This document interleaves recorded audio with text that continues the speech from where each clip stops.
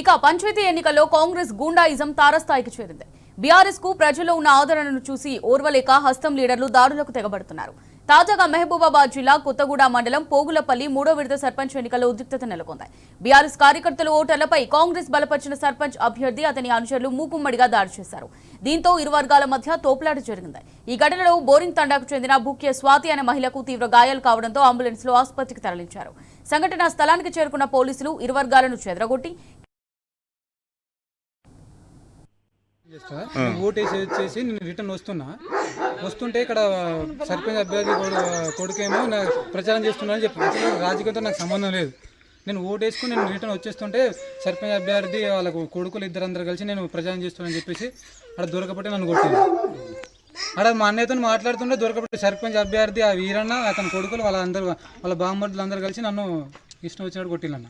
వెళ్తుంటే మా అన్నయ్యతో మాట్లాడుతున్నా, అతనే తిట్టిండు. నా షర్ట్ మొత్తం చూపించిన ఇక్కడ తాకింది.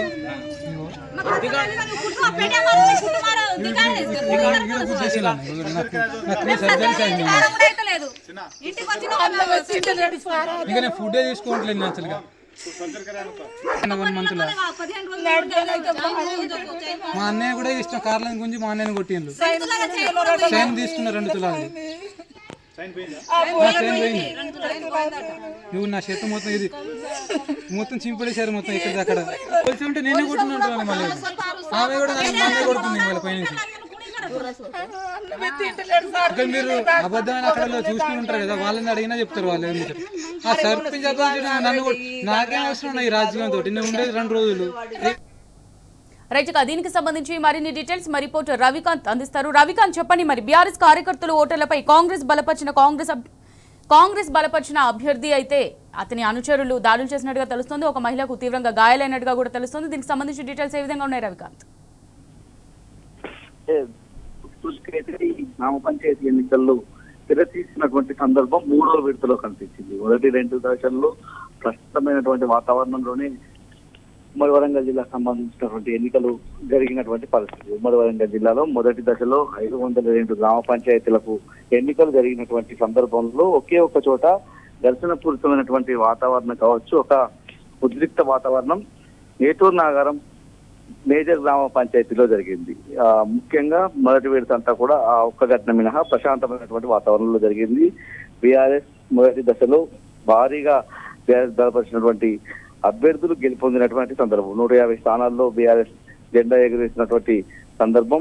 మరోవైపు 2వ విడతకు సంబంధించి ఉమ్మడి వరంగల్ జిల్లా వ్యాప్తంగా 506 గ్రామ పంచాయతీలకు ఎన్నికలు జరిగినటువంటి 190 గ్రామ పంచాయతీల్లో గులాబీ జెండా రెపరెపలాడినటువంటి సందర్భం. అప్పటి నుంచి కూడా 3వ దశలో ఎలాగైనా ఏదైతే ఈ గెలుపును అడ్డుకట్ట వేయాలన్నటువంటి ఆలోచనకు కాంగ్రెస్ సంబంధించిన నాయకులు ఎక్కడికక్కడ వచ్చి గ్రామాల్లో ఉండేటువంటి కాంగ్రెస్ నాయకులకు కూడా ఒత్తిళ్లు పెరిగినటువంటి పరిస్థితి. మంత్రులు కావచ్చు, ఎమ్మెల్యేలు కావచ్చు, ఎలాగైనా ఆ గ్రామ పంచాయతీలను గెలిపించుకొని రావాలన్నటువంటి హెచ్చరికలు చేస్తా ఉన్నటువంటి పరిస్థితి.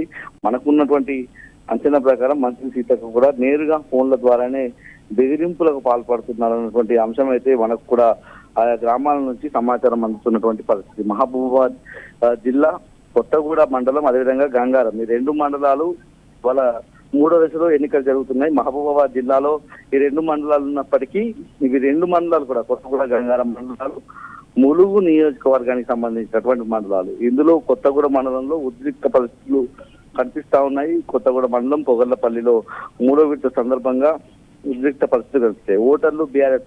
ఓటర్లతో పాటు బీఆర్ఎస్ కార్యకర్తల పైన కూడా కాంగ్రెస్ బలపరిచినటువంటి సర్పంచ్ అభ్యర్థి ఈరియా మూకుమ్మడిగా తన అనుచరులతో కలిసి దాడి చేసినటువంటి పరిస్థితి కనిపిస్తా ఉంది. ఇరు వర్గాలు తోపులాట కూడా చోటు చేసుకుంది. ఇరు వర్గాల తోపులాటలో బోరింగ్ తండాకు సంబంధించినటువంటి బుక్య స్వాతి అనే మహిళకు తీవ్ర గాయాలు కాగా ఆసుపత్రికి వెల్లడించారు.